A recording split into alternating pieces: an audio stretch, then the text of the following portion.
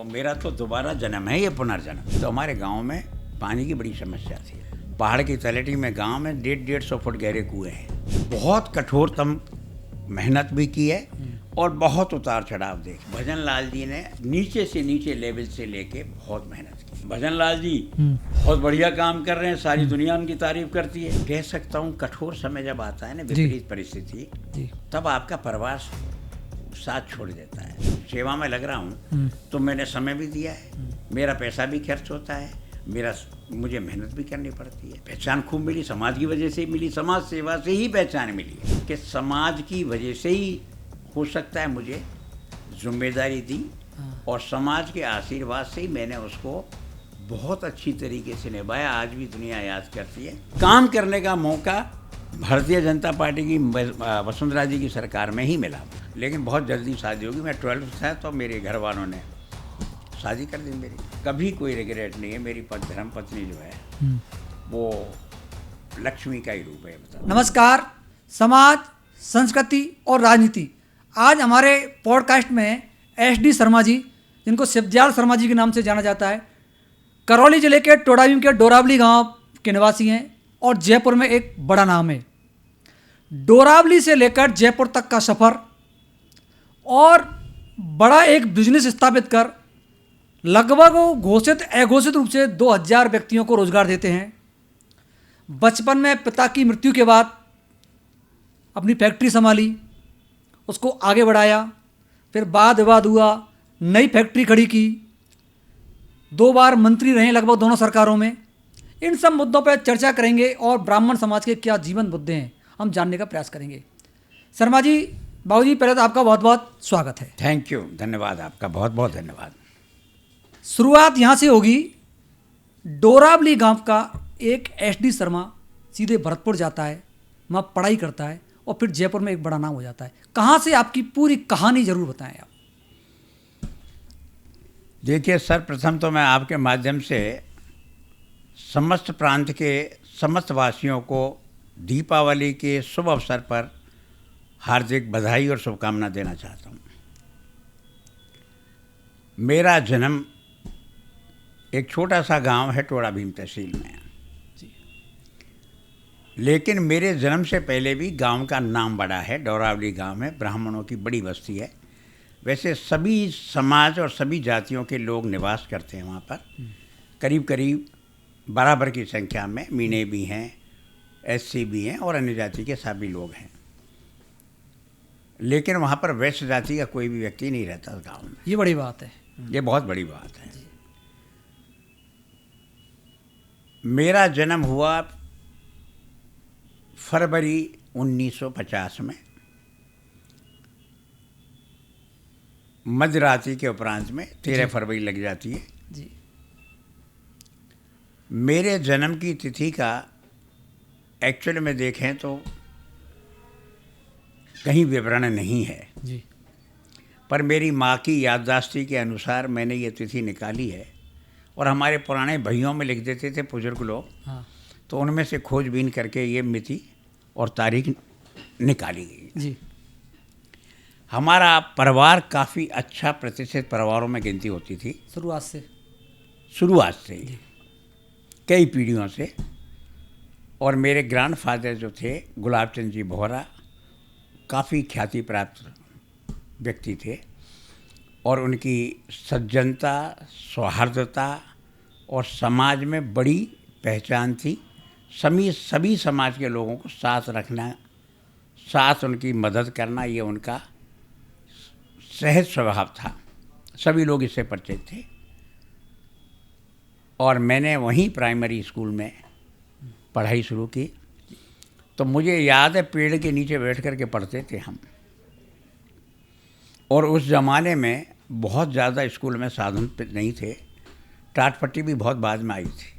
मुझे याद है जब 5वीं में पढ़ते थे तो डेस्क आए थे लकड़ी के बने हुए, तो बड़ा हर्षो और उल्लास से सारे स्टूडेंट बड़ा प्रसन्नचित्त थे कि चलो लकड़ी के बोर्ड में और लकड़ी के डेस्क में बैठने का मौका मिल रहा है। 5वीं मैंने पास की, फर्स्ट डिवीज़न पास की, अच्छे मार्क्सों से पास किया। लेकिन 5वीं के बाद वहाँ पर कोई स्कूल नहीं था। मिडिल स्कूल वहाँ से करीब 5-6 किलोमीटर दूर खेलड़ा बड़ा गांव है, बड़ा गाँव है। मेरे मामा भी वहीं के हैं, मेरी माँ भी वहीं की है। वहाँ पर मैंने 6ठी क्लास में एडमिशन लिया और बहुत अच्छा स्कूल था। 8वीं तक का स्कूल था उस टाइम, और मैंने 8वीं क्लास वहीं से पास की। मैंने टॉप किया स्कूल को टॉप किया उस ज़माने में। पढ़ाई भी बहुत अच्छी हुआ करती थी। जब 8वीं करने के बाद में घर में पढ़ाई के प्रति कोई बहुत ज़्यादा रुचि नहीं थी, क्योंकि हमारे बड़े बुजुर्ग लोग ज़्यादा पढ़े लिखे भी नहीं थे, तो मेरे को मैथ साइंस दिलाना चाह रहे थे। मैं ही चाह रहा था। और मैथ साइंस का स्कूल 2 ही थे पूरे नज़दीक में। एक तो भरतपुर में था मल्टीपर्पज़ हायर सेकेंडरी स्कूल, और एक यहाँ पर था सवाई मानसिंह। इसके अलावा मैथ साइंस नहीं थी कहीं भी आसपास, न हिंडौन में, न महुआ में, न करौली में। उस टाइम सवाई माधोपुर जिला हुआ करता था, करौली बाद में हुआ है। सवाई माधोपुर में भी नहीं थी। हमने वहाँ से हायर सेकेंडरी किया। हायर सेकेंडरी मैंने किया कोई 65-66 में शायद। उसके बाद आप देखिए स्वाभाविक रूप से मेरे वो ताऊ जी के बच्चे की शादी थी, तो उसमें हमारे रिश्तेदार आए हुए थे। मेरे एक बड़े फूफा जी थे, बड़े प्रसिद्ध थे उस टाइम के, पोस्ट मास्टर जनरल से रिटायर हुए थे। क्या नाम था? सच्चिदानंद शर्मा जी। गांव था ये रेणी परवणी के थे, रेणी के। ठीक है।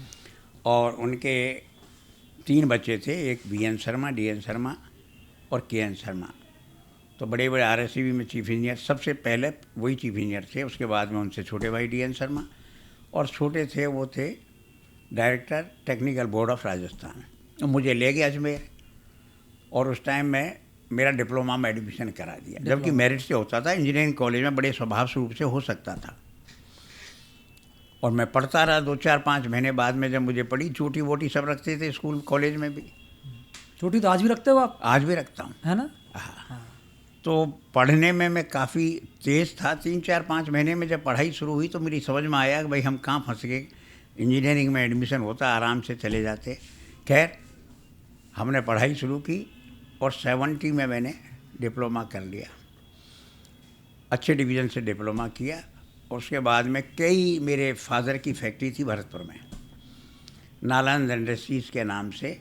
64-65 में उन्होंने शुरुआत की थी, पार्टनरशिप में थी। मेरे फादर की बहुत अर्ली एज में डेथ होगी। 70 फरवरी 71 में उनकी डेथ होगी। तब मेरी 19 साल की करीब उम्र थी, और मेरी शादी 18 साल से भी कम में हो गई थी। नाबालिग की हो गई करीब मानो। अगर बालिग भी हुआ हूँगा तो शायद एंटर ही हुआ हूँगा। लेकिन बहुत जल्दी शादी होगी। मैं 12th था तो मेरे घर वालों ने शादी कर दी मेरी। और शादी के बाद मेरे पिताजी की, मैंने इधर से कॉलेज से एजुकेशन पूरी की, और उनकी करीब, वो बीमार थे, और 71 फरवरी में उनकी डेथ हो गई। उसके बाद में स्वाभाविक रूप से हमने कुछ सोचा भी नहीं, और भरतपुर में फैक्ट्री में हमने ज्वाइन कर लिया, शुरुआत कर दी वहाँ पर।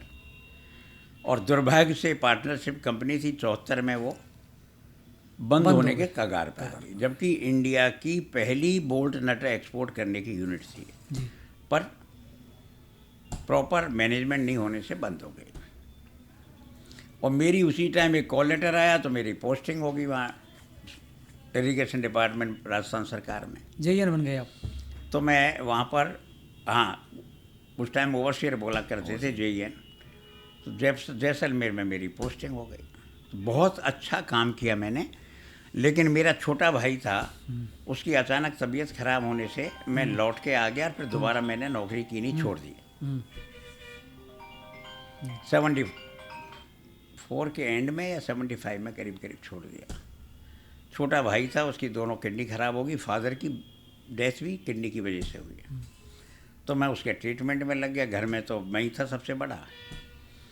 और फिर यहाँ जयपुर में हम लोगों ने फैक्ट्री और नौकरी दोनों छोड़ने के बाद में we started a company, Kalindi rail Nirman. 0 से शुरू किया था हमने, और उसको पब्लिक लिमिटेड किया। 1994 में उसका पब्लिक इशू आया था। बहुत अच्छा रेस्पॉन्स था पब्लिक का। क्या निर्माण होता है उसमें? कालिंदी रेल निर्माण इंजीनियर्स लिमिटेड। हम रेलवे के प्रोजेक्ट करते थे। अकेले ने की या पार्टनर? नहीं, पार्टनरशिप। मेरे मौसा जी थे, आर.डी. शर्मा जी, उनका बहुत सहयोग रहा और बहुत प्यार था। उन्होंने एक्चुअली हमारा काफ़ी ग्रूमिंग भी मेरा किया। उनके साथ साथ हमने काम शुरू किया और काम बहुत अच्छा से निकला। इंटरनेशनल लेवल पे कंपनी को हमने इस्टेब्लिश किया। फिर उनके बच्चे आ गए थे कंपनी में, तो 2008 में हमारा डिस्प्यूट सा ऐसा शुरू हुआ। तो मैंने सब कुछ छोड़ करके, अच्छा, उस टाइम कंपनी की वर्थ होगी कोई 500-400 करोड़ रुपए, लेकिन एक नया पैसा मैं लाया नहीं और कंपनी छोड़ करके आ गया। कंपनी छोड़ दी? छोड़ दी। और मैंने 2008 एंड में, 2009-8 और वो विवाद क्या हुआ, कारण क्या रहा? विवाद कुछ नहीं था। एक्चुअली विवाद यही था कि मैं सारे काम मैं ही करता था। अच्छा। और रेलवे वाला हो, चाहे सप्लायर है, चाहे स्टाफ है, चाहे कोई भी है, वो सारा मेरे को ही पूछते थे। सब कुछ काम भी मैं ही करता था, सब मुझे ही जानते थे। तो ये हमारे वो चाचा जी के बच्चों को रास नहीं आ रहा था। उनको लग रहा था भाई कंपनी यही कब्जा कर लेगी, जबकि अपनी कोई ऐसी नीयत भी नहीं थी जी। तो वो डिस्प्यूट ऐसा बढ़ा कि मुझको झगड़ा टालने के चक्कर में मैंने वहाँ से छोड़ ही दिया। मैंने कहा झगड़े, सब लोगों ने कहा कोर्ट केस करो, ये करो। मैंने कहा कोर्ट केस और ये किससे करूँगा यार, हाँ सही है। अपने काम पे ध्यान दो। और मैंने ये शुरू किया ज़ीरो से 2009 में। आज भी मेरा करीब टर्नओवर 4.5। अच्छा, आपने 2009 में ये शुरू किया मैंने। दोबारा इस कंपनी क्या नाम है? शिवाकृति इंटरनेशनल लिमिटेड। अच्छा, 2009 में शुरू की? 8 के एंड में 9 में शुरू किया। और धीरे धीरे धीरे, पैसे भी नहीं थे, मैं कुछ लाया भी नहीं वहाँ से। भगवान की बड़ी कृपा रही, पुराना लोगों का बहुत सहयोग रहा, मित्रों ने बहुत मदद की लोगों ने, और मैंने शुरुआत कर दी इसको। और शुरुआत करते आज की स्थिति में भगवान की असीम कृपा है। मेरे पास 1000-1500 करोड़ के काम भी हैं। मेरा टर्नओवर पिछले साल 450 करोड़ था। इस साल हम 500-700 करोड़ का उम्मीद करके बैठे हैं। तो काम चल रहा है बहुत अच्छा। और इसी पीरियड में मेरा एक बेटा है जो इसका मैं साथ है मेरे, और बहुत अच्छी टीम है। करीब 40-45 जगह पे पूरे भारतवर्ष में काम चल रहा है अभी। और स्टाफ बहुत अच्छा है, परिवार की तरह सब रहते हैं, काम में कोई तकलीफ़ नहीं है। इसी बीच में 2000 से पहले ही 94-95 के आसपास में मैं समाज से जुड़ गया, सामाजिक कार्यक्रम में। जी, मैं समाज पे आना चाहता हूँ। उससे पहले ये पूछना चाहूँगा कि आपने नई कंपनी खड़ी की, पुरानी कंपनी छोड़ दी, तो आज के युवा हो या बिजनेसमैन हो, क्या प्रेरणा ले कि कितना स्ट्रगल आपने किया? देखिए, मेरे स्ट्रगल की अगर आप कहानी देखेंगे, स्ट्रगल जानना चाहता हूँ मैं आपसे। तो मेरा स्ट्रगल की आप देखेंगे तो मैंने एक्चुअली में बहुत कठोरतम मेहनत भी की है और बहुत उतार चढ़ाव देखे। जी, मैं वो जानना चाहता हूँ। जब मैंने मेरी एजुकेशन पूरी की तो मेरे पिताजी की डेथ हो गई। पिताजी की डेथ हुई तो मेरा जमाया रोज़गार था, कंपनी थी हमारे पिताजी की, भरतपुर में, वो कंपनी डूब गई। तो हमारा 64-65 में हमने पैसे लगाए थे उसमें लाखों रुपए उस ज़माने में, और वो 74 में डूब गया। परिवार में सबसे बड़ा मैं ही, फिर छोटा भाई था, उसकी डेथ हो गई। हमारे पिताजी के बाद मेरे बाबा जो की देखभाल करते थे, बाबा की डेथ हो गई 74-75 में। फिर दादी, वो टाइम बहुत क्रूशियल समय था। उसी पीरियड में वो मेरे चाचा जी थे जो नालंदा में भी पार्टनर थे, मौसा जी थे एक्चुअली, उन्होंने हमारा साथ दिया और साथ देकर हमने कालिंदी के नाम से कंपनी शुरू कर दी। ज़ीरो से शुरू की, एक नया पैसा नहीं। कालिंदी में कंपनी शुरू की। कंपनी को हमने 500-700-800 करोड़ की कंपनी खड़ी कर ली, इंटरनेशनल। और रेलवे की तो इंडिया की सबसे नामी कंपनियों में से एक थी। अब जब उनके बच्चे, पहले कोई नहीं काम करता था, बाद में उनको शामिल किया, मैंने ही शामिल किया, और उनका इतना इंटरफेरेंस शुरू हो गया कि काम करना मेरे लिए दुर्लभ हो गया है समझ लीजिए। तो मैंने कहा भाई आपस में ख़राब रिश्ता होगा और फिर उम्र बढ़ती जा रही है, अगर अभी छोड़ के कोई काम शुरू नहीं किया तो इससे भी डूब जाएंगे और काम भी नहीं कर पाएंगे जी। तो मेरे को सभी राय देते थे कि अब ना शुरू कर दो। तो मैंने हिम्मत करके, जब दुनिया रिटायर होती है 60 साल में, तब मैंने ये कंपनी शुरू की। मतलब जब दुनिया रिटायर होती है 60 साल में, तो आपने नई कंपनी शुरुआत की? और वो भी ज़ीरो से, न मेरे पास कोई पैसा, न कोई स्टाफ, न कोई सहयोग। भगवान का सहारा था, कंपनी शुरू की। आज की स्थिति में हाँ। भगवान की कृपा है। तो बाबूजी उस काम समय बहुत अच्छा नई है। कंपनी शुरुआत की तो लागत क्या लगी शुरू में? इस कंपनी में 4 आने नहीं लगाए मैंने, मेरी जेब में ही नहीं थे पैसे, तो कहाँ से लगाता। तो शुरुआत कैसे हुई? शुरुआत भगवान की ऐसी लीला हुई हाँ कि जब मैंने कंपनी यह कंपनी छोड़ दी, जी। तो हमारे रेलवे के अफसर थे, हाँ RVNL के MD, जी। उनका मेरे पास फ़ोन आया। हाँ वो हमारे कालिंदी के प्रोजेक्ट जितने चल रहे थे उनकी हाँ प्रोग्रेस लेने के लिए मुझे कॉल किया उन्होंने। जी। तो मैंने कहा साहब मैं जयपुर जा रहा हूँ। बोले नहीं, हाँ आप यहाँ आओ। जी। मैं उनसे मिलने गया तो उन्होंने मुझे प्रोजेक्टों के एक एक प्रोजेक्ट की डिस्कशंस किया। मैंने सारे प्रोजेक्ट बताए। हाँ फिर मुझसे कहा कि अपन को कल टूर पर चलना है भुवनेश्वर। तो मैं चुप हो गया। तो उन्होंने कहा कल अगर समय नहीं है तो 2 दिन बाद चले चलते हैं। जी। तो मैं चुप हो गया। तो उन्होंने कहा क्या बात है? मैंने कहा मैंने तो कालिंदी कल आज ही। कब छोड़ी? उन्होंने कहा आज ही। हाँ तो वो खड़े हो गए। उन्होंने कहा कैसे कैसे हो सकता है, मालिक की कंपनी छोड़ देगा तो हमारे प्रोजेक्टों का क्या होगा? तो मैंने कहा साहब प्रोजेक्ट और कंपनियां जो है कोई बस मनुष्य के भरोसे नहीं चलती हैं, मैं नहीं तो कोई और आएगा।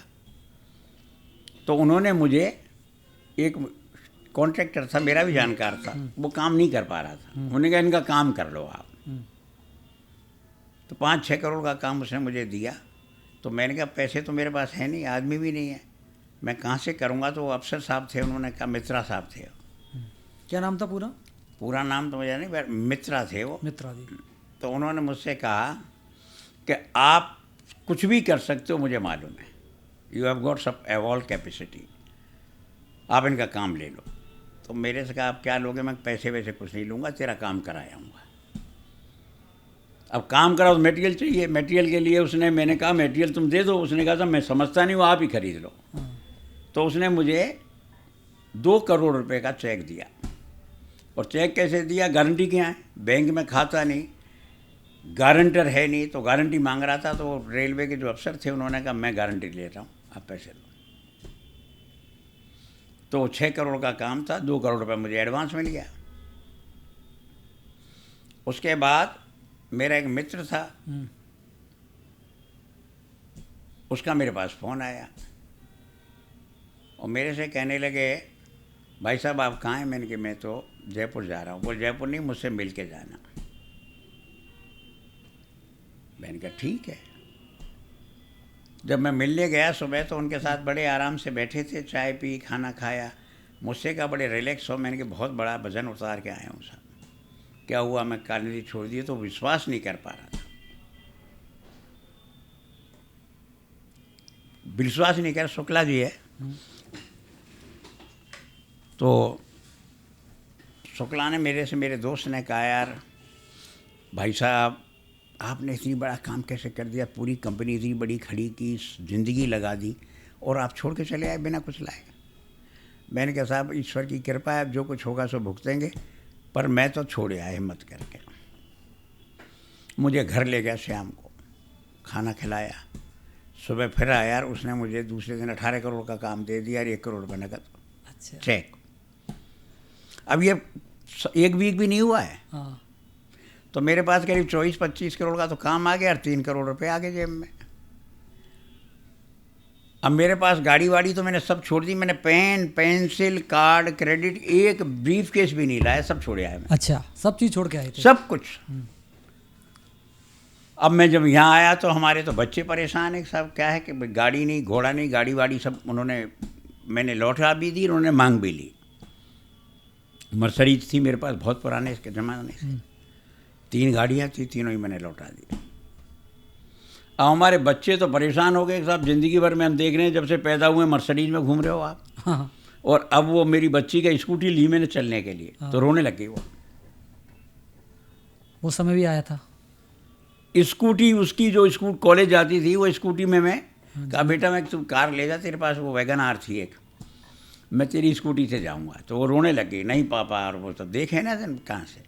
मैंने कहा रोते काहे के लिए, इसमें बेटा कोई चोरी तो की नहीं है मैंने, कोई समय की चीज़ है, फिर कोई समय आएगा। तो मैंने, और मेरे पास सब बच्चे परेशान हो गए। मेरे बीच में 2 नंबर की जो बेटी है दिल्ली में, उसने क्या किया, मर्सिडीज नहीं खरीदी नहीं मेरे पास। वो मेरे दामाद आए कि पापा आप ज़िंदगी भर मर्सिडीज में घूमे हो, आप इसमें बिराओ। मैंने कहा बेटी का धन है, मेरे काम का नहीं है, ये आप ले जाओ, हाथ जोड़ता हूँ आपके, समय आएगा तो खरीद लूँगा। लेकिन माने नहीं बेटे, तो वो जो पैसा एडवांस था उसमें से मैंने सबसे पहले मर्सिडीज ली। अच्छा, काम मैंने किया ही था, दुनिया सब जानती थी, काम के विषय में भी जानती थी, कैपेसिटी भी जानती थी, इसलिए विश्वास बहुत था। हाँ। तो मुझे पहली साल में ही मैंने 18 करोड़ का काम कर लिया, दूसरी साल में मुझे और मिल गया, 100 करोड़ का काम मिल गया।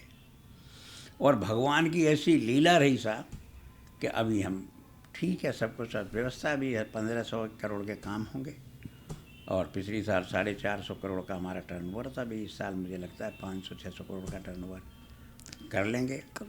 नई से नई जो लेटेस्ट टेक्नोलॉजी हैं, हाँ, वो भी हम कर रहे हैं, और इसी बीच में समाज की भी सेवा कर रहे हैं। बाबू जी, ये आपने कहानी बताई, एक संघर्ष की कहानी आ गई। आपने कंपनी बनाई, छोड़ा, फिर नई कंपनी खड़ी की, एक प्रेरणा वाली कहानी। लेकिन मैं जानना चाहता हूँ, इस पूरी जर्नी में किसी न किसी व्यक्ति का योगदान होता है इस सफलता की कहानी में।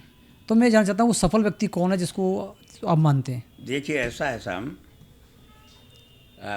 समय कह सकता हूँ, कठोर समय जब आता है ना, विपरीत परिस्थिति, तब आपका परिवार साथ छोड़ देता है। अब भगवान की ऐसी मर्जी थी कि मेरे पिताजी अर्ली एज में चले गए। मेरा छोटा भाई था, वो बहुत ही इंटेलिजेंट था, बहुत सहयोग था उसका, वो भी गुजर गया, किडनी खराब हो गई उसकी उम्र थी 24 साल, और मैं अकेला ही रह गया। इसी बीच में मेरे जो मौसा जी हैं, आर.डी. शर्मा जी, उनका सहयोग था। उन्होंने मुझे बुलाया, और बुला करके कालिंदी रेल निर्माण में हमने शुरू की सारू। उनका मेरे ऊपर बहुत बड़ा उनका। तो आपने कालिंदी छोड़ दी ना, उसके बाद की बात कर रहा हूँ। उसके बाद में जब अगर आप देखेंगे तो मेरे ऊपर ईश्वर की मदद रही है। ईश्वर की मदद। बाकी मेरे पास में आप देखिए ना, बुरे वक्त में सभी साथ छोड़ जाते हैं, लेकिन जो रेलवे के अफसर थे जिनके मैंने काम किया अंडर में, जिन सप्लायर्स से मैंने काम किया, वो सारे लोग मुझे उधार दिया सारा जो काम करना है। किसी ने पैसे ही नहीं मांगे, जब काम हो जाए पैसे आ जाए तो दे देना। तो इसका अर्थ ये निकाल सकते हैं कि आपका व्यवहार ही व्यापार है। मेरा व्यापारी है, व्यापारी काम आया, व्यवहारी काम आया। मैं कितनी बार ऊपर से गिरा, फिर खड़ा हो गया भगवान की कृपा से। उसके बाद फिर ऐसी स्थिति आई, फिर खड़े हो गया।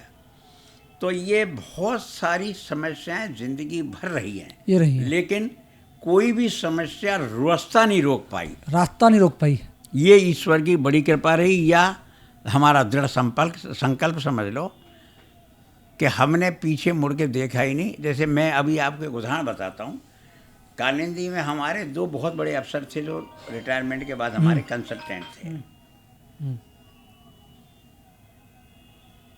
तो जब मैंने रिजाइन किया तो वो आए और आके मेरे से कहने लगे, दुनिया जब रिटायर होती है तब आप कंपनी छोड़ रहे हो, सारी ज़िंदगी आपने मेहनत की, इतनी बड़ी कंपनी खड़ी की, और जब फल खाने का मौका है तो आप छोड़ के जा रहे हो। इसीलिए वो मेरे बहुत पीछे पड़े कि अभी आप रुकिए। तो मैंने उनसे कहा, मैं साहब अगर पलंग सोने का है और उसमें कांटे हैं तो उसमें रेस्ट नहीं मिल सकता। इनके साथ इनके जो बच्चे हैं मेरे चाचा जी के, इन बच्चों के साथ मैं काम नहीं कर पाऊँगा, नहीं निभ पाएगी, क्योंकि इनकी नीयत ठीक नहीं, लोग अच्छे नहीं हैं, और निभ नहीं पाएगी। इसीलिए अब राइट टाइम आ गया, क्योंकि मैंने जब इनके काम शुरू किया हमारे चाचा के साथ, तब भी मुझे नहीं था कि मैं किसी दिन ऐसा भी दिन आएगा, तो आप क्या करोगे। तो मैंने उनसे कहा, it is none of your business. पान की दुकान भगवान ताई विद राखे राम ताई विद रहिए। न तो मुझे मालूम था ये दिन देखना पड़ेगा, और आगे क्या होगा ये भी मुझे नहीं मालूम है। तो ये प्रभु की जो लीला है वही होगी। मैं शुरू करूँगा दुनिया के ये दिखाने हुआ कि मैं ज़ीरो से फिर शुरू कर सकता हूँ। लेकिन वापस तो नहीं आऊँगा आपके साथ, और जीरो से शुरू और किया आपने। न कभी पैसे मांगने आऊँगा। 1 रुपया मैंने लिया नहीं, ज़िंदगी में दोबारा उस कंपनी की शक्ल नहीं देखी। अच्छा, जिसको मैंने खड़ा किया, मैंने लौट के नहीं देखा उसको, और अपने धुन में लगा रहा। भगवान की इतनी कृपा रही, अपने वेल विशर्स इतने थे, उनका इतना आशीर्वाद रहा, और मेरी खासकर मेरी माँ, क्या माँ तो उस टाइम जिंदी थी, 96 की होके गुजरी हैं। बहुत आशीर्वाद रहा, बहुत हिम्मत उन्होंने मुझे बंधाई। पिताजी के बाद में वही सहारा थी मेरा। ईश्वर ने खूब साथ दिया और स्ट्रगल हुई। स्ट्रगल अच्छा भाऊ खूब जी, किया। इसी इसके कहानी बीच में में एक कहानी मेरे साथ ऐसी भी एक घटना है, वो उसको बताएं आप। उसको तो मैं भूल ही गया, बताता हूँ आपको। मेरा तो दोबारा जन्म है, ये पुनर्जन्म। हाँ, वो पुनर्जन्म कैसे है? क्या है कि मैंने जब वो छोड़ दिया गांव, तो हमारे गांव में पानी की बड़ी समस्या थी। पानी डोरावली गांव में? डोरावली पहाड़ की तलहटी में गांव में 150-150 फुट गहरे कुएं हैं, पत्थर से खुदे हुए कुएं हैं। तो सिंचाई का टाइम होता है, जब गेहूं की फसल होती है, तो मोटर से, और इंजन उस टाइम हुआ करते थे, वो पानी सब पंप आउट होता है, तो पीने का पानी सूख जाता है। तो मैं गया तो एक बुजुर्ग से बाबा मेरे, उन्होंने कहा तू तो जयपुर चला गया यार, और हमारी बड़ी दुर्गति है यहाँ। हमारी औरतें जो इन नाव और एक कुएँ चल रहे हैं ना, मोटर पंप पानी लेने जाती हैं, तो उनकी बड़ी बेइज्जती होती है। तो बेटा कुछ कर तू। तो मैंने क्या किया, जयपुर आते हुए रुक गया, और मैंने सभी लोगों से पैसे वैसे इकट्ठे किए, कुछ मैंने लगाए, और उस कुएँ को खुदवाया, उसमें मोटर लगवाई, टैंक बनवाया, पानी का, जानवरों के पानी का साधन कराया, बहुत व्यवस्था होगी बहुत अच्छी। और साल भर बाद जब मैं वापस गया, तो उनने कहा कोई मोटर उतारने वाला नहीं है, मोटर डूबने वाली है, कोई सुनता नहीं है। तो मेरा दुर्भाग्य था, मैं वो शाम ब्रीफ केस तो मैंने रख दिया, और मैं उस कुएँ में उतर गया, उस मोटर में उतर। अच्छा, सार्वजनिक काम था, समाज सेवा का, और उसको कर के मैं चढ़ने लगा। तो उस टाइम जवानी थी, 28 साल की उम्र होगी, 27-28, और ऊपर चढ़ गया, 5-10 फुट रह गया, वहाँ हाथ छूट गए नीचे, और 150 फुट कुएं में गिर गया। अच्छा, टकराता हुआ पहुँचा नीचे, बेहोश, पता नहीं होश ही नहीं था। मुझे आज भी याद है, ऐसा जैसे मैं चला गया, 10-15 मिनट बाद किसी ने धक्का दिया, जिंदा हुआ, और ऊपर पानी में तैर गया। तो एक हाथ तो मेरा वहीं अलग हो गए थे, ये टूट अच्छा। गया, और जिंदा हो गया फिर। तो आपको ऐसा क्या लगा कि आप जी कह रहे जिंदा हुआ, मर गए क्या आप? जो हाँ, कैसे मैंने पूरा सीन देखा है, मैं कैसे, वो कितनी सीन क्या स्पीड देखा? से, कितनी स्पीड से है। हाँ, एक कोई बहुत ऐसी सुरंग में चला जा रहा हूँ, हाँ। और आगे जाकर के प्रकाश बढ़ते बढ़ते इतना प्रकाश हो गया कि जिसमें हाँ। आँख चकाचौंध हो जाए। हाँ, तभी मुझे लगा कि जैसे किसी ने मुझे कोई धक्का सा दिया हो। तो अच्छा। मैं पानी की तलहटी में बैठा हूँ, हाँ, और मेरी जैसे ही आँख खुलती तो ठंडा पानी। तो मैंने कहा मैं तो जिंदा हूँ, लेकिन हाथ चल नहीं रहा है, हाथ ऐसे लटक गया था। लेकिन मैंने कहा अरे भाई मैं तो जिंदा हूँ, एक हाथ से ही काम कर लूँगा, भगवान तेने, मेरे तो अकेला ही तो था परिवार में। हाँ, और मैं ऊपर आया, ऊपर आके मैंने जब आवाज़ दी तो सारा गांव भाग गया, भूत, क्योंकि बच ही नहीं सकता कोई। फिर मुझे निकाला, जयपुर में हॉस्पिटल में लाए, भगवान की कृपा से, मैं, मेरी माँ के आशीर्वाद से वाकई में बच गया। मैंने खुद देखा है, मेरा पुनर्जीवन हुआ है। तो आपने क्या यमराज को भी देखा क्या? ना, क्या देखा आपने वहाँ? मैंने तो यही देखा कि बहुत सुरंग, बहुत जैसे ट्यूब होती है ना, हाँ, उसमें से भागा ही चला जाऊँ, स्पीड का तो कोई अंदाजा ही नहीं कितनी स्पीड है। हाँ, और वो प्रकाश फैलता ही चला जा रहा है, बहुत विशाल, अच्छा, और ऊपर जाके पूरा सोने की तरह प्रकाश ही प्रकाश है। तो वहाँ से मुझे ऐसा लगा जैसे कोई झटका लगता है ना, ऐसे धक्का दिया। हाँ। और जब मैंने आँख मेरी जैसे ही खुली तो मैं बैठा हूँ नीचे पानी में, 30 फुट पानी था। 30 फुट पानी था। लगा कि आपकी उम्र पूरी नहीं हुई है शायद, अपने सनातन धर्म के अनुसार तो यही है। यही तो ईश्वर की विकट स्थिति रही है, बहुत स्ट्रगल रहे हैं लाइफ में, ईश्वर का पूरा आशीर्वाद बहुत रहा। विकट रहे हैं, लेकिन बुजुर्गों का आशीर्वाद, भगवान की कृपा, और अपने सहयोगी मित्रों का, इष्टों का, रिश्तेदारों का बहुत सहयोग रहा। बाबू जी, ये बात चल रही थी, आपकी शादी कब हुई? मेरी शादी अर्ली हो गई थी 1968 में। मतलब बालिग नाबालिग? मेरे ख्याल से मैं 18 साल का हो गया लगभग। हूँगा, शायद लगभग 18 साल में प्रवेश कर गया हूँगा या हो गया हूँगा, वो 18, लेकिन फर्स्ट ईयर में था। कहाँ ससुराल कहाँ है? ससुराल महुआ के पास है, रौथड़िया गाँव। आपकी धर्मपत्नी पढ़ी लिखी है? बिल्कुल भी नहीं है। ऐसा अक्षर कह सकते हैं। ऐसा अक्षर। हाँ, तो अपने दस्तखत कर लेती है। तो बाबू जी लेकिन ईमानदारी से बताओ, आपका परिवार शुरू से संपन्न समर्थ परिवार है, भौरे हैं, कितना दहेज लिया? ईमानदारी बताओ, उस जमाने में क्या दहेज लिया आपने? मेरी बारी बस। आप इससे अंदाज़ा लगाइए कि ने तो मुझसे पूछा, अच्छा। ने मैंने बच्ची देखी, हाँ ने मुझसे किसी ने राय मशवरा लिया। हाँ मेरे ग्रैंड फादर है, उनके पास कोई ब्राह्मण तो आते ही थे, परिवार संपन्न था, पढ़ाई भी अच्छा था, लोग जानते भी थे सब। हाँ तो वो मेरे रोज़ कोई न कोई आ जाता था आसपास से रोज़। तो एक वो हमारे मेरे साले थे, वो हर 7वें दिन जब भी छुट्टी होती तो रोज़ आ जाते। क्या नाम है उनका रामेश्वर जी, अब तो गुजर गए वो। आपके घर पे आ जाते? हाँ। अच्छा। तो मेरी दादी ने मेरे बाबा से कहा, रोज़ बामण आके बैठ जाता है, हाँ आप इसको हाँ ना का जवाब दो। तो उन्होंने कहा, ला भाई 1 रुपया दे। अच्छा, 1 रुपये में संबंध हो गया।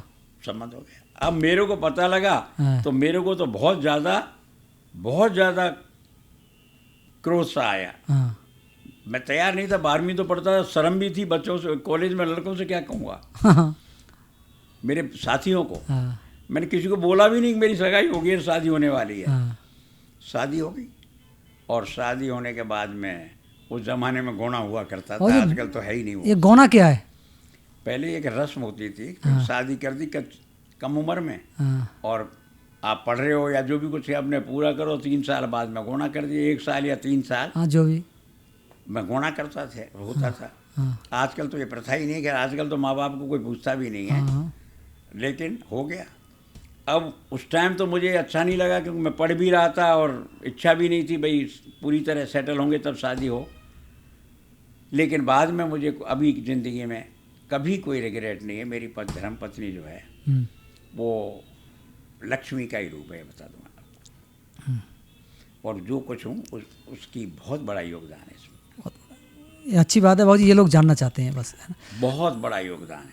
लोग कहते हैं इतनी विकट स्थितियों में, उतनी ऊंच नीच, इतना अप डाउन हुआ जीवन में, उस सब में इतना बड़ा सहयोग, कभी हिम्मत ही नहीं हारी उस महिला ने साहब। तो मैं कह रहा हूँ हमारे जो बुजुर्गों का फैसला था ना, वो इतना उत्तम और इतना था, मुझे तो कोई रिग्रेट नहीं है, मुझे लगा भी नहीं कहीं कि भाई ये सब चीज़ें बहुत आवश्यक है। तो बाबू जी ये इसका मतलब ये है कि जो बुजुर्ग हमारे फैसला करते हैं वो बेटर हुआ करता था। साहब वो मैं तो आज साक्षात बैठा हूँ। के अब आप बच्चे जो देखिए, करते हैं वो गलत है। मेरे 3 सिस्टर, सबसे बड़ा मैं, और तीनों की शादी मेरे पिताजी के बाद में ही, बड़ी बड़ी सिस्टर के 1 महीने बाद ही गुजर गए थे। हमारी मिसेज ने, हमने मिल के सब किया है। 4 मेरे लड़कियां, 1 बेटा। और आज भी इस पूरा घर, मैं तो बाहर घूमता रहता था काम के में, पूरे हिंदुस्तान में 1 महीने में 29 दिन मेरी यात्रा रहती थी। सारी संभालना करना मेरी माँ या मेरी मिसेज, इन्हीं लोगों का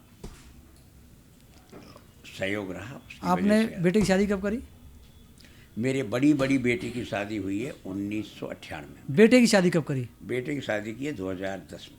दहेज लिया? 10-11 कुछ भी नहीं लिया, जो पिता ने कुछ किया भी वो नहीं। बेटे ने किया, है ना? मैंने, वो मेरे जो समधी हैं वो मेरे को आते थे, भाई साहब मेरी बच्ची भी कर लिया है, उसको कोई लड़का बताओ, बार पूछते। तो मैंने एक दिन कहा अच्छा, मैंने वो बच्ची की देखी, मेरी समझ में आ गई। तो मैंने उसको बोला, मैं कि ये बच्चा देख लो मेरा। हाँ तो वो तो विश्वास ही नहीं हुआ उसको। अच्छा।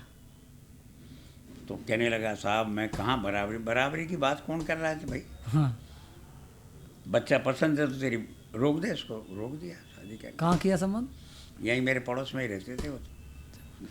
बाबू जी आपकी पारिवारिक बात हुई, आपकी स्ट्रगल का दौर हुआ, अब आप वो बात कर रहे हैं समाज की और राजनीति की।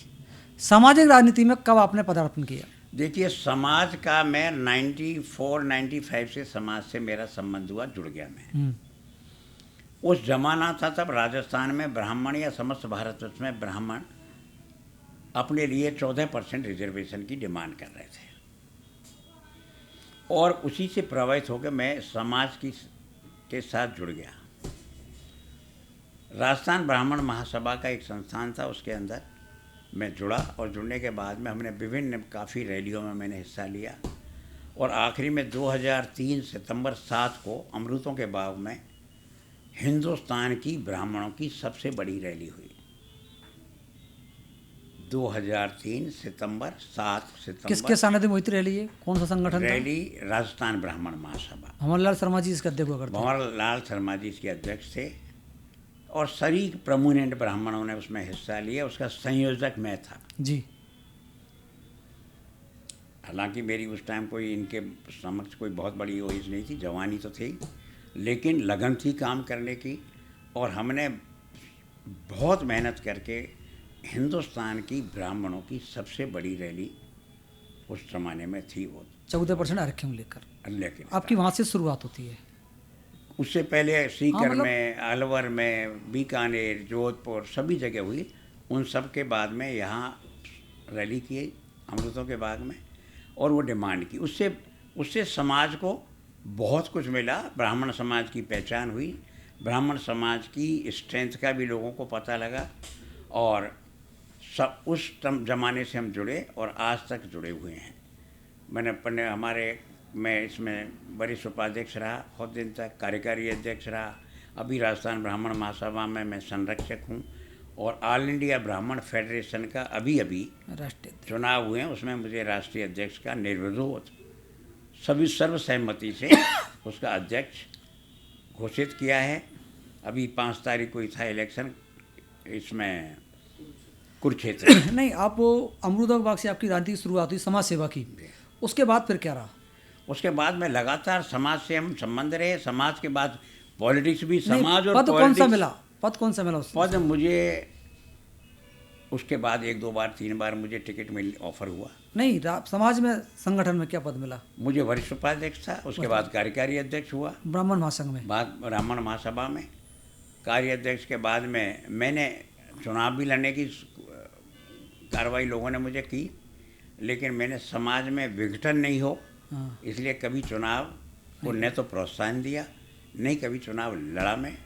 और लोगों का पूरे राजस्थान का एक भी ऐसा गांव नहीं जहां ब्राह्मण रहता हो, वहां मैं नहीं गया हूँ।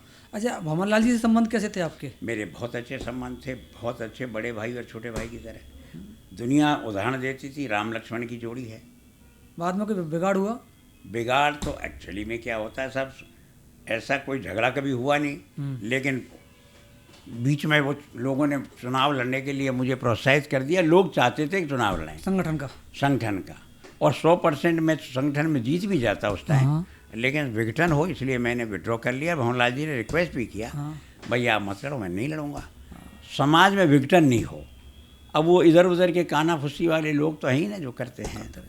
हालांकि हमारा कभी किस तरह का कोई वार्तालाप तू मैं कभी हुई नहीं, बहुत सम्मान भी मैंने किया उनका। उनके बेटे से क्या संबंध है आपके?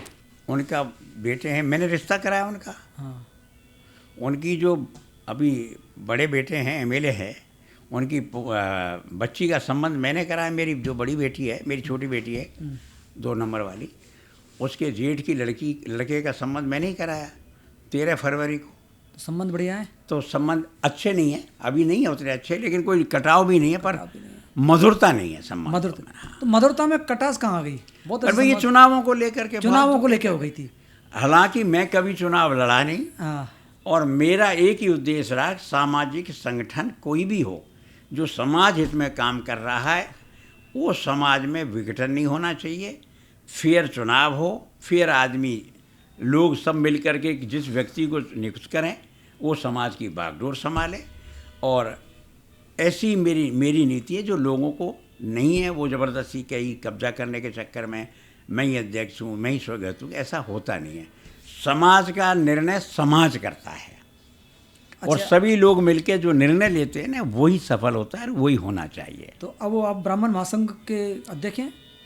मैं संरक्षक हूँ, अध्यक्ष RS जेमनी है। तो क्या नया संगठन बन गया? ना, ये वही है, वही संगठन है, वही संगठन, भंवरलाल जी वाला संगठन ही है, वही संगठन है। अच्छा, ये समाज की बात, ये संगठन 1974 से, भंवरलाल जी से पहले तो कई लोग इसके अध्यक्ष रह चुके हैं। अच्छा बाबू जी, जब अब हम बात करते हैं कि राजनीति में कब प्रवेश हुआ? दोनों सरकारों में काम किया। राजनीति में मैं आपको बताता हूँ, समाज में जब ये समाज के साथ हम जुड़े हुए थे तो निश्चित रूप से समाज से ही लोग राजनीति में आते हैं। बिल्कुल। मेरे को मेरे सभी राजनेताओं से बहुत अच्छे संपर्क रहे। मुझे ऑफ़र भी किया, मुझे चुनाव में एमएलए के टिकट भी ऑफ़र किया, लेकिन मेरे गुरुजी थे, उन्होंने मुझसे कहा बेटा तेरा काम नहीं है थाने चुनाव को लड़ना। नारायण दास जी महाराज मेरे गुरुजी थे, उनका बहुत आशीर्वाद था और मैंने मेरा सिम्बल ही लौटा दिया। कहाँ का? ये नहीं बताऊंगा। विधानसभा?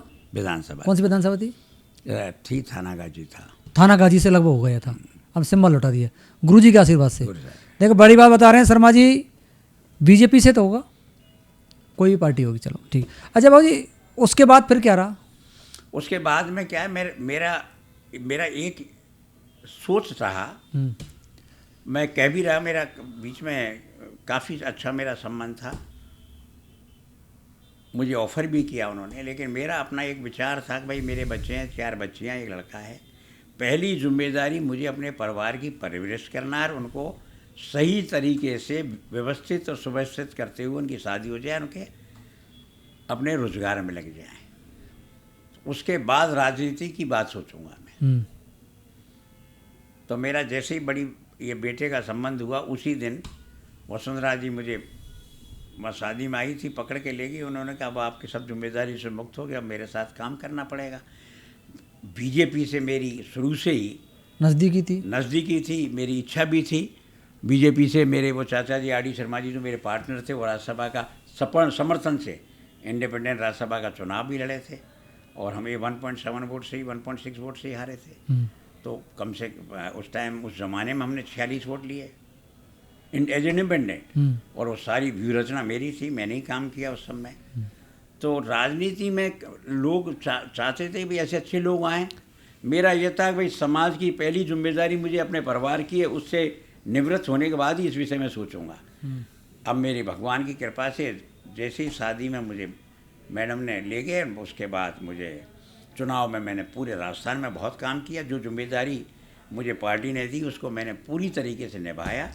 और जब सरकार बनी 2013 में तो मुझे उन्होंने चेयरमैन बनाया, राज्यमंत्री का दर्जा दिया, राज्यमंत्री का दर्जा दिया, और मैंने उस पोस्ट को भगवान का प्रसाद मानते हुए पूरी सेवा की और पूरे राजस्थान में हर मंदिर में मैंने गया, बहुत काम किया।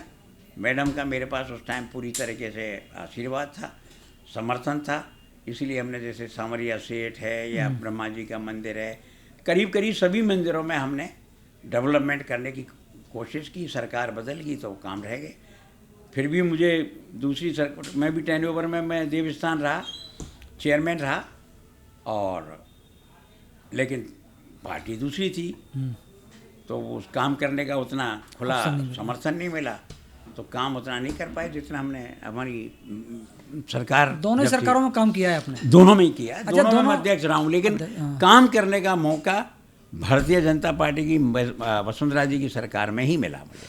बाबू जी, दोनों में अगर देखा जाए तो आप बेस्ट सीएम किसको मानते हैं? देखिए, सीएम तो आज भजन लाल जी हैं। आज की बात है भजन लाल जी, तो मैं पुरानी बात कर रहा हूँ आपसे, तो आपके कार्यकाल 10 साल के कार्यकाल की। मुझे लगता है अपनी जगह सभी ठीक थे, सभी ठीक थे। राजनीति में ऐसा कोई अनुभव आप जो शेयर करना चाहते हैं? बहुत राजनीति में देखो, आज की राजनीति तो बहुत डिफरेंट हो गई है सब जी। से। हाँ। राजनीति में कठिन परिश्रम से ही आदमी राजनीति में जाता है। कठिन परिश्रम, बहुत मेहनत करके आदमी राजनेता बनता है, क्योंकि आज की पब्लिक भी इतनी इंटेलिजेंट और समझदार है, अच्छे लोगों को ही भेजती है। वोटों का टाइम है, जिसको ज़्यादा मिलते हैं वो करते हैं। हर आदमी जो उसको अपॉर्चुनिटी मिलती है काम बढ़िया ही करता है साहब जी। आज की तारीख में मैडम ने बहुत अच्छा काम किया, आज भी दुनिया याद करती है जी।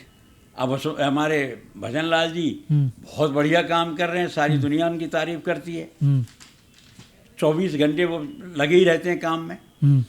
तो ये सच कहना कौन बढ़िया है, अपनी अपनी जगह जिसको जो जिम्मेदारी मिली है सब अच्छा काम कर रहे हैं, सब अच्छा काम कर रहे हैं। बाजी, आप देवस्थान विभाग के राज्य मंत्री थे, मंदिरों के विकास के लिए आपने बहुत काम किया, ये जमीनों पर कब्जे के बहुत मामले आए, ऐसा उस पर आपने क्या किया?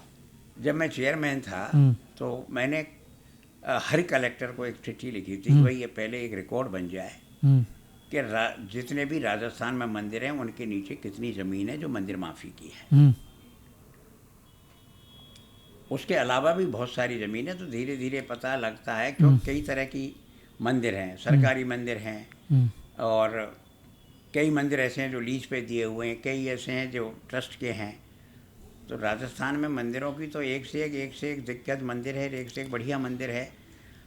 माफियों ने कई जगह पर कब्जा कर। मैं तो आज भी आपके माध्यम से सरकार से विनती करूंगा कि अगर सारे मंदिरों की मंदिर माफ़ी की जो भी ज़मीन है उसका एक रिकॉर्ड करके उस ज़मीन को अगर सरकार वापस ले मंदिर को दे या सरकार अपने पास रखे तो आज भी करीब करीब जो सरकारी मंदिरों की ज़मीन है और जो ट्रस्ट के कई मंदिर हैं, वैसे तो कई कम से कम 30,000 बीघा ज़मीन होगी, उसमें से 18,000 ज़मीन बीघा इतनी होगी जो मेरे अनुभव के हिसाब से मैं बता रहा हूँ जिन पर लोगों का कब्जा है। 18,000 बीघा ज़मीन पर कम से कम बता। तो आप मंत्री थे तो आपने उस समय कुछ किया इसके लिए? हमने भाई ऐसा है ना, हमारा काम है संज्ञान में लाना। काम भी किए, काफ़ी सारे काम किए। उस ज़माने में आप देखेंगे हमारे टाइम में तो ज़मीन का रिकॉर्ड भी बनाया, सबको ऑनलाइन करने की कोशिश की और लगातार अगर सरकार पब्लिक अगर लगातार सरकार को काम देने का मौका मिले 2-4 साल के अंदर फिर अव्यवस्था फिर व्यवस्था, तो वो पूरा काम करने का समय मिले तो काम एक्चुअली होता है जी। काफ़ी जैसे अभी काफ़ी मंदिर हमने बहुत अच्छे किए। आपको उदाहरण बताता हूँ मैं, सांवरिया सेठ का मंदिर जब प्राइवेट ट्रस्ट था तो इसकी इनकम 250 करोड़ के आसपास थी और सरकार ने जब टेक ओवर किया और भाग्य की चीज़ है मुझे भी काम करने का मिला तो आज 1 करोड़ रुपए करीब रोज़ की इनकम है। साल के 250-300 करोड़ रुपए आ रहे हैं। और हमने उसमें उस टाइम चेयरमैन थे सत्यनारायण शर्मा जी, बहुत मेहनती आदमी थे। 100-150 करोड़ करीब आसपास पैसा लगाया होगा उस मंदिर की दिशा ही देखो आप क्या बना दिए। अच्छा, ऐसे बहुत जगह काम किए। वसुंधरा जी का भी मंदिरों के प्रति बड़ा रुझान था, बड़ी धार्मिक स्थिति, बहुत यात्रा जाती थी वो, बहुत ज़्यादा। और कुछ भी काम के लिए बोला ना भाई ये काम आवश्यक है तो उनका तुरंत फैसला लेती थी। भजन लाल जी की भी काम करने की शैली ऐसी ही है। अच्छा, मंदिर और पुजारियों की वेतन वृद्धि के लिए कुछ किया आप लोगों ने? हम लोगों ने जब पहली बार हम थे तो मैंने ये कहा, मैंने कहा मैडम से कहा कि नरेगा का जो मजदूर है ना उतनी तो पुजारी की तनख्वाह कर दो कम से कम। तो उस टाइम 900 रुपये मिलते थे जिसको 3600 रुपये किया, 4 गुना। कितना? 3600 रुपये सीधा 900 से। उसके बाद कुछ हुआ? उसके बाद फिर हुआ, फिर बढ़ोतरी। मतलब अभी लोगों के संज्ञान में आई तो तनख्वाहें बढ़ाई हैं पुजारियों की। और मंदिरों की तो आप देखते हैं जो प्राइवेट मंदिर काम भी किए काफ़ी सारे। अच्छा, ये आमतौर पे एक धारणा है कि ब्राह्मण समाज के जो लीडर होते हैं वो ब्राह्मणों को साथ नहीं देते हैं पद मिलने के बाद। आपको क्या लगता है? ऐसा है राम, आदमी की अपेक्षा बहुत बढ़ जाती है जी। हर आदमी जब ब्राह्मण ये सोचता है कि भाई हमारा आदमी बैठा हुआ है तो हमसे जब चाहे मिल ले, ऐसा संभव होता नहीं है नॉर्मली। और जब आदमी पद पे बैठ जाता है तो किसी जाति विशेष का नहीं रहता। मैं समाज के संगठन की बात कर रहा हूँ, राजनीति की नहीं। समाज के संगठन में जितना आदमी, हर आदमी देखिए समाज के संगठन में कोई लाल बत्ती नहीं है, ठीक है, किसी को पेंशन नहीं मिलती, किसी को कोई तनख्वाह नहीं मिलती, दुनिया सम्मान देती है, यही तो सबसे बड़ा काम है। उसके बाद में वो आदमी जितना उसके बस की होती है वो निश्चित रूप से समाज सेवा करता है। और वो निस्वार्थ भाव है, उसको क्या स्वार्थ है उसका। मान लीजिए मैं आज इतने दिनों से समाज के सेवा में लग रहा हूँ तो मैंने समय भी दिया है, मेरा पैसा भी खर्च होता है, मुझे मेहनत भी करनी पड़ती है। समाज उसके बदले में समाज इज्जत देता है, सम्मान देता है, जिसकी कोई कीमत नहीं है। पहचान भी मिली आपको? पहचान खूब मिली, समाज की वजह से मिली, समाज सेवा से ही पहचान मिली है। समाज सेवा से पहचान मिली तो और मुझे लगता है शायद पद भी इसी से मिला है कि भाई मैं मतलब इसको आपके माध्यम से कहते हुए मुझे ज़रा सा भी यह नहीं है कि समाज की वजह से ही हो सकता है मुझे जिम्मेदारी दी और समाज के आशीर्वाद से ही मैंने उसको बहुत अच्छी तरीके से निभाया। आज भी दुनिया याद करती है कि भाई मेरे काल में जो काम हुआ देवस्थान में वो अच्छा था। देखो, आपका कार्यकाल अच्छा था, समाज की बातचीत चल रही है, तो ब्राह्मण होकर भी ब्राह्मण का विरोध जो लोग करते हैं उसको किस रूप में लेते हैं आप? ऐसा है, ऐसा कोई नहीं करता है। लेकिन अगर मुझे किसी जिम्मेदार पद पर आप बैठा देंगे हाँ तो निश्चित रूप से अपेक्षा सबकी होती है। हाँ हर आदमी के लाखों लोग पहचानते हैं, हर एक की अपेक्षा होती है भाई मैं आऊँ तो तुरंत बुला ले, मेरा आया तो काम कर दें। ऐसा संभव राजनीति में किसी भी लेवल पे नहीं होता, संभव नहीं होता है। हाँ, वो राजनीति में फरार हो जाता है। लेकिन हर वो व्यक्ति जो समाज के द्वारा, समाज के लिए, समाज ने जिसको स्थापित किया है, वो निश्चित रूप से समाज की सेवा करता है, काम भी करता है। लेकिन हर एक का काम होना संभव भी नहीं है और हर काम होना भी संभव नहीं है। कई वर्षों के बाद ब्राह्मण मुख्यमंत्री है राजस्थान में, भजनलाल शर्मा। 37 साल के बाद। 37 साल के बाद बने हैं। आप किस रूप में लेते हैं इसे?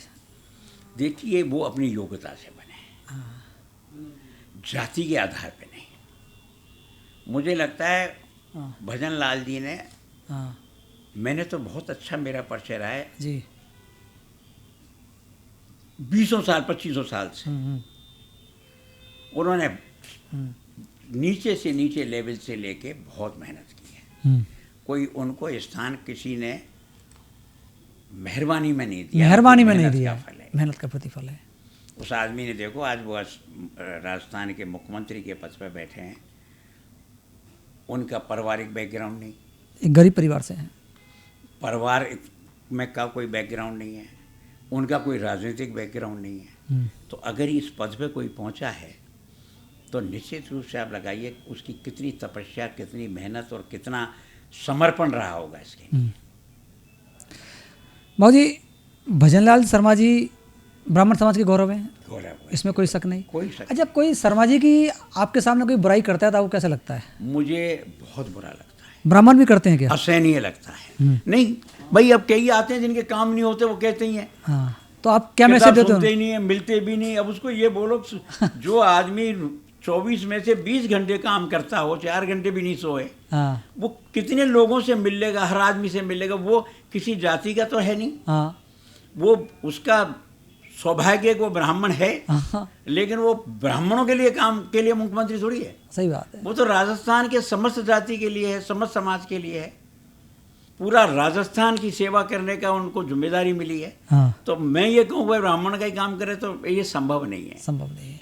तो और आप ब्राह्मण ये सोचता है कि ब्राह्मण हमारा काम करे, ये संभव है नहीं। तो आप क्या मैसेज देते हो उनको? मैं तो यही मैसेज देता हूँ, वो बहुत अच्छा काम कर रहे हैं। मैं इसलिए नहीं कह रहा हूँ वो मुख्यमंत्री बढ़ाई कर रहा हूँ, प्रैक्टिकली वो बहुत मेहनत कर रहे हैं और अच्छा काम कर रहे हैं। सुलभ है, आज भी सहज है और आज भी जमीन से जुड़ा हुआ आदमी है। किसी तरह का कोई अहंकार नहीं है, किसी तरह का कोई, मैं तो ये कहता हूँ कोई भी जाए उससे वो मिलते हैं। हर एक का काम 100% हो जाना कोई भी नहीं करता है। कोई दुनिया में मैं कह रहा हूँ, मैं मेरे बेटे को बनाऊँ तो ही नहीं कर सकता, मेरे लिए संभव ही नहीं है। पर वो जितना कर रहे हैं वो बहुत अच्छा काम कर रहे हैं। बाबू जी, एक सवाल इसमें से है कि जब कोई गरीब घर का बेटा आगे बढ़ता है तो जमे जमाए जो संपन्न लोग होते हैं जिसको मठाधीश कहते हैं, क्या उसको पचा पाते हैं क्या? देखो, बचाओ या नहीं बचाओ, प्रकृति और ईश्वर की एक लीला अलग है। हर आदमी इस पद तक पहुंच नहीं सकता। सदियों की तपस्या, 50 साल की आदमी की मेहनत, पूर्व जन्म के उसके संस्कार, कई जन्म का सिंचित पुण्य, ये सब मिलने के बाद कोई राजयोग होता है, तब इस पोस्ट पर कोई पहुंचता है। सही है। और जब इस पद पे कोई पहुंचता है तो हजारों लोग प्रभावित होते हैं, जो गुणगान भी करते हैं, और सैकड़ों लोग ईर्ष्यावश विरोध भी करते हैं। आपने टिकट मांगा सांगानेर से? मैंने, देखो ऐसा है, मेरे को टिकट इस सब जानते हैं। मैंने कभी टिकट के विषय में कभी मांग ही नहीं की। मेरा तो सवाब ये था, और मैं कहता भी था, मैंने कई बार टिकट वालों से कहा है कि भाई हर आदमी टिकट देने के लिए एप्लीकेशन लेते हो, खम्भों पे, दीवारों पे, पोस्टरों पे लगा देते हैं लोग टिकट मांगने वाले। पार्टियों का भी धर्म होता है, कभी पब्लिक में से भी अच्छे लोगों को संचय करें और उनको बुला के टिकट दें। अच्छा, पार्टियों का आप जो मांगने जाता उन्हीं में से छांटते हो, ऐसे लोगों को भी छांटो जो बहुत अच्छे लोग, काबिल लोग पब्लिक के बीच में रहते हैं, लेकिन मांगने की आदत नहीं है, मांगते नहीं हैं। मांगते नहीं है। तो ये पार्टियों का भी कर्तव्य बनता है कि ऐसे लोगों को सिलेक्शन करें। अभी जैसे मैं उनका देख रहा था, वो है ना एक बच्ची बिहार में जिसको टिकट दिया है, वो ठाकुर, हाँ, वो गायिका है कोई, ठाकुर, हाँ, मिताली। हाँ। अब देखो ये मोदी जी ने उसको पब्लिक में से छांटा ही है ना। उस नहीं, मोदी जी ने तो भजनलाल जी को भी छांट रहा है। हाँ, पब्लिक मतलब में कई सारे हीरे छांटे। तो ऐसा काम भी पहले कर ही रहे हैं ना, कर ही रहे हैं ना। ऐसा करना चाहिए। कई लोग अच्छे हैं, बहुत अच्छा काम करना चाहते हैं, लेकिन लाइन में नहीं लगना चाहते। तो बाबू जी, इसमें अगर सवाल आप पे ही आता है तो आप भी ऐसे हीरो छांटो ना। नहीं, हम तो लोगों आपने को समाज के लिए, राजनीति के लिए, हम तो समाज में जोड़ी हैं। हाँ, उनको राजनीति में आगे बढ़ाओ। आप, हम तो समाज में जोड़ रहे हैं। और आप एक और बता दूं मैं आपको कि शायद कम लोग जानते होंगे, राजस्थान में कोई भी, मैं समाज से जुड़ा हूँ ना, तो आज के 50-40 साल, 30 साल से, जब से मैं राजनीति में हूँ, 94 से समझ लो आप 30 साल हो गए होंगे। 30 साल में चाहे यूनिवर्सिटी का चुनाव हो, चाहे एमएलए का चुनाव हो, चाहे एमपी का चुनाव हो, कोई ब्राह्मण कहीं भी चुनाव लड़ा हो, मैंने जो मेरे से बन पड़ी है उसकी मैंने उसकी मदद की है। आर्थिक, सामाजिक, राजनीतिक, जो भी मुझसे बन पड़ी है। अच्छा, बड़ी बात है बाबू जी ये तो। अब वो आपसे सवाल ये है कि ब्राह्मण एकजुट नहीं है, ऐसा लोग कहते हैं, मानते भी हैं।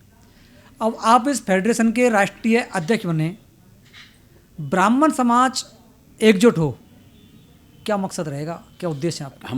हमारा तो मेरा निश्चित रूप से यही प्रश्न रहेगा कि सभी स्वार्थ की भावना छोड़ के समाज हित में, राष्ट्र हित में ब्राह्मणों को, पूरे समाज को एकजुट होके एक जाजम पे आना चाहिए जी। संगठन कितने भी हों, हाँ। अगर वो समाज की सेवा के लिए बने हैं तो उनका स्वागत होना चाहिए। और अगर वो ईर्ष्यावश एक दूसरे को नीचा गिराने के लिए पैदा हुए हैं तो उनका विरोध समाज को करना चाहिए। समाज में वही स्वीकार्य होना चाहिए जो समाज के हित की सोच रखता हो और समाज के हित में काम करता हो। अभी कितने संगठन रजिस्टर्ड है? ऐसा है, बिना रजिस्टर्ड और रजिस्टर्ड सैकड़ों की संख्या में संगठन है। हाँ। अगर पूरे भारतवर्ष के संगठनों की बात करेंगे तो हजारों में संख्या है। तो आपने कभी इनको एक मंच पर लाने का प्रयास करोगे? हमने बहुत कोशिश की। अभी सबसे बड़ा इम्पोर्टेंट जो हो जाता है वो क्या है, पता नहीं, मैं आपके सामने इस बात को कह रहा हूँ, लोग अच्छा लगेंगे या नहीं। चुनाव लड़ने के बाद में एक ही अध्यक्ष बन सकता है जी। और बिना चुनाव के लीडर छाप करके 20 बन लो आप। हाँ। तो ऐसे बहुत सारे संगठन हैं जिनका रियली में कोई वजूद नहीं है, लेकिन एक व्यक्ति अपने आप को अध्यक्ष घोषित करने के लिए बनाए। वो अपनी दुकान चलाते हैं, शायद दुकान चला रहे हैं। तो मेरा तो ये है कि अगर कोई भी 100 संगठन है तो उनका स्वागत है, अगर वो समाज हित में लगे हुए हैं। इससे नुकसान भी तो हो रहा है समाज में क्या हो रहा है, लोगों की नज़र में विघटन दिखता है कि भाई बटा हुआ समाज है, ये वर्गों में और संगठनों में बटा हुआ समाज है, ऐसी फीलिंग लोगों को देता है। पर ऐसा है नहीं। आज भी समाज, हम तो बहुत कार्यक्रम जाते हैं, मेरे पास तो सभी संगठन के लोग आते हैं, मन में सबके में एक ही है कि समाज पूरा एकजुट हो और समन्वय है। और आज समझदारी बहुत आई है, समाज में बहुत है, युवा पीढ़ी खास करके समाज में एकजुट चाहती है और वो एकजुट हैं भी। समाज भजनलाल जी के साथ है पूरी तरीके से। अगर कोई ये कहता हो कि नहीं है साथ, तो भ्रम में है। अच्छा, ब्राह्मणों को आपका क्या संदेश है? ब्राह्मणों को मेरा तो यही संदेश है कि ब्राह्मण पुनः अपनी पुरानी स्थिति में सत्संग, सनातन और धर्म हाँ की पालना करे, जो ब्रह्मण्य के द्वारा निर्धारित उसके लिए उद्देश्य जो दिए हुए हैं हमारे पूर्वजों ने, उनका पालन करे, गायत्री का पाठ करे और संयमित रूप से अपना जीवन निर्वाहित करे। ब्राह्मण को विद्वान माना गया है, ब्राह्मण के डीएनए में विद्वत्ता है, पढ़े लिखे काम करे। संसार में आज भी, विदेशों में भी चले जाओ आप, आज अमेरिका में भी चले तो वो भी ब्राह्मण के पीछे पड़े हुए हैं। तो जो दिखता है वही बिकता है, उसी के लोग पीछे लगते हैं। भाई ब्राह्मणों के लोग विरोध करते क्यों? जैसे अमेरिका की बात करें, अमेरिका में भी ट्रंप के सलाहकार हैं, वो विरोध कर रहे हैं, ये क्यों करते हैं? कारण ऐसा ये बहुत ही अहम सवाल आपने पूछा है। हाँ ब्राह्मणों का विरोध, ब्राह्मण क्या है साहब, स्वतः ही आप देखिए, ब्राह्मण सारी विकट स्थितियों के बाद में भी आज भी संसार के बड़े से बड़े इंडस्ट्रियल घराने में आप चले जाइए, आज ब्यूरोक्रेसी में चले जाइए, किसी भी चीज़ में, सारे हर्डलों के बाद में भी नहीं, चल जाओ गूगल में देख लो, अपने दम से अपना स्थान उच्च बनाए हुए पूरे विश्व में। बड़ी से बड़ी कंपनी ले लो आप, गूगल क्या कोई ले लो, माइक्रोसॉफ्ट, गूगल, सबके कितनी भी बड़ी कंपनी है, बड़ी से बड़ी बैंकों को ले लो आप, सबके हेड ब्राह्मण हैं। इसलिए नहीं है कि ब्राह्मण है तो उसको पद दे दिया। आज आज आज मेरे को आप इसलिए सम्मान नहीं करते कि मैं ब्राह्मण हूँ। आज की स्थिति में मैं ब्राह्मण हूँ, ये भगवान की कृपा है। मेरा क्या योगदान है? गर्व है इस पर हमें तो। मेरा कोई योगदान थोड़ी है कि मुझे ईश्वर ने ब्राह्मण के कुल में पैदा जन्म दिया है। हाँ। ये तो ईश्वर की कृपा है ना, इसमें मेरा क्या योगदान है सर? मेरी स्वेच्छा से ब्राह्मण थोड़ी हूँ मैं। और मैं मेरी योग्यता से, मेरी मेहनत से अगर मैं आगे बढ़ रहा हूँ है तो मेरा आपको सम्मान करना चाहिए, स्वागत करने, मुझे ईर्ष्या करने का कोई मतलब ही नहीं निकलता है। मैं तो आपके माध्यम से सबको यही देता हूँ कि जो अपने बल पर, अपनी ताकत से, अपनी मेहनत से आगे बढ़ता है, वो किसी जाति का, उसका सम्मान करना चाहिए। अगर और उसमें अगर ब्राह्मण सबसे ज़्यादा हैं तो उनमें कोई ब्राह्मण होने का दोष नहीं है, उनकी मेहनत का फल है ये। ब्राह्मणों की मेहनत का फल है। बाबूजी, मुद्दे तो बहुत कुछ हैं, आपसे चर्चा और भी जारी रहेगी, भविष्य में कभी करेंगे। मैं जानना चाहता हूँ अनुभव, आपका ज़िंदगी का ऐसा कौन सा अनुभव है जब आपको सबसे ज़्यादा खुशी हुई और दुखी? देखिए, ऐसा है, सुख और दुख ये हर मनुष्य के जीवन में आता है। सुख और दुख एक बैलगाड़ी के जैसे दो पहिए हैं ना, वैसे ही है। सुख और दुख साथ चलते हैं। जो दुख में निराश नहीं हो और सुख से अहंकार नहीं हो। मनुष्य को हमेशा इस तरह के जीवन व्यतीत करना चाहिए, दुख से दुख नहीं हो और निराश नहीं हो, और सुख से बहुत ज़्यादा अहंकार नहीं आए। तो आपने, आदमी मेहनत करे, आदमी ईमानदारी से चले, सबका सम्मान और सत्कार करे, माँ बाप की सेवा करे, देश हित में काम करे, तो कोई भी उसकी सफल होने से नहीं रोक सकता। आपने जब वो शुरुआत की कंपनी छोड़ी, जब दुख हुआ?